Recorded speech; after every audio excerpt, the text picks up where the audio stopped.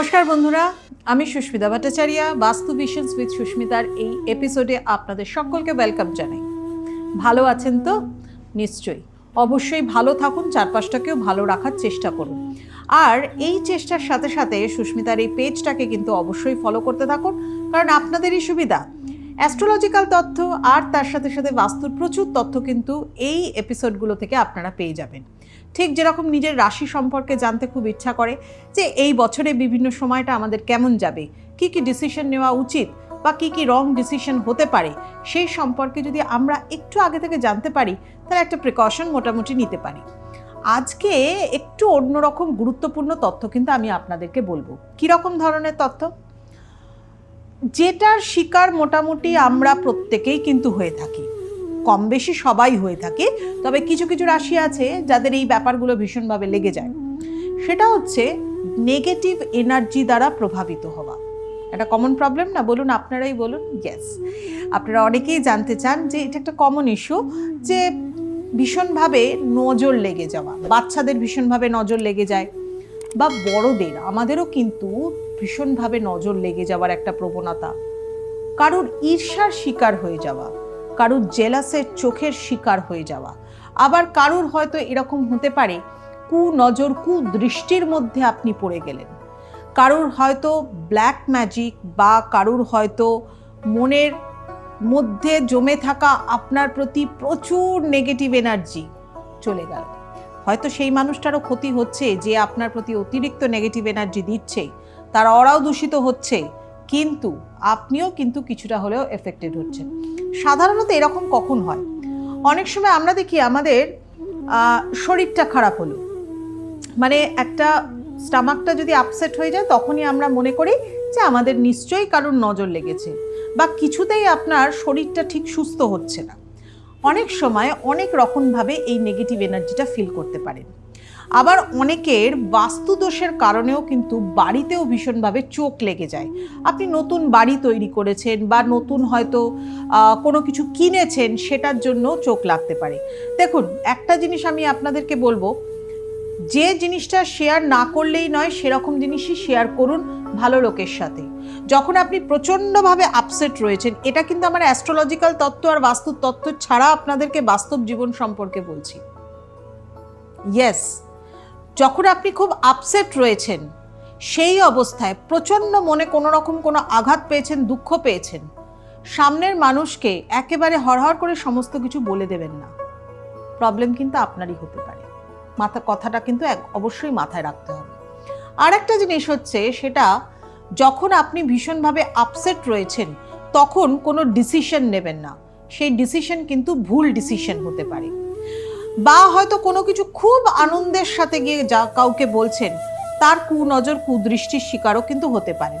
দেখুন, সোশ্যাল মিডিয়াতে অনেকেই অনেক ধরনের নতুন কিছু কিনলাম, নতুন কিছু রাখলাম, নতুন কিছু তৈরি করলাম, অনেক ধরনের পোস্ট আমরা কিন্তু দেখে থাকি। কিছু কিছু পোস্ট ভীষণ ভালো লাগলো আপনার, হয়তো কিছু কিছু পোস্ট হয়তো অনেক মানুষের ভালো না লেগে তার কুদৃষ্টিও পড়ে গেল। যাই হোক, এগুলো তো আলাদা কথা, কিন্তু এই নজর কুদৃষ্টির শিকার কিন্তু বহু মানুষ হন। তবে হ্যাঁ, কিভাবে বুঝবেন আমি একটু বলে দিই।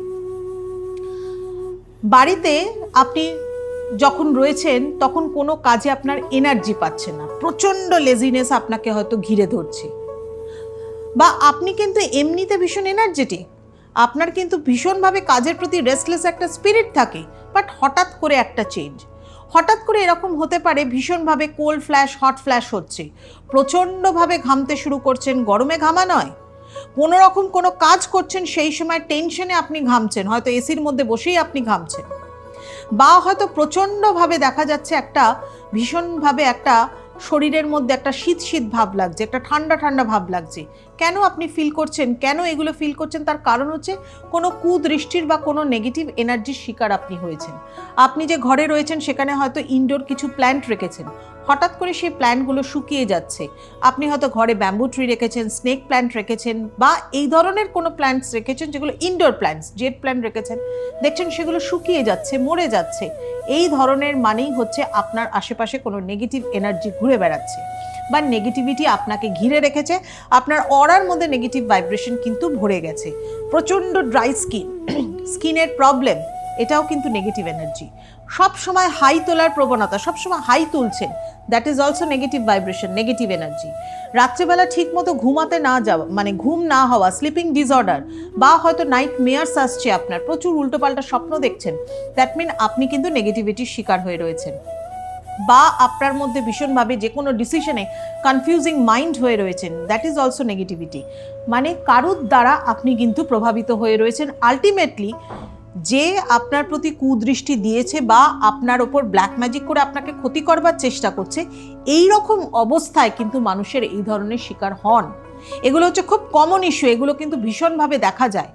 আপনি হয়তো কথা বলতে ভীষণভাবে এক্সপার্ট, আপনি হয়তো দারুণ লজিক্যাল কথা বলেন, দেখবেন যেখানে কথা বলতে যাচ্ছেন কনফিডেন্স পাচ্ছেন না, টু দ্য পয়েন্ট কথা বলতে পারছেন না, আপনার মুখ আপসেট হয়ে রয়েছে, আপনি নিজেকে প্রেজেন্টেবল করতে পারছেন না, কাজে মন লাগছে না আপনার, বা হয়তো হঠাৎ করে ফিনান্সিয়াল একটা মানে ক্রাইসিস আপনার মধ্যে চলে এসেছে, বাড়িতে ইলেকট্রনিক্সের জিনিসপত্র দুমদাম খারাপ হয়ে যাচ্ছে, কেন বুঝতে পারছেন না?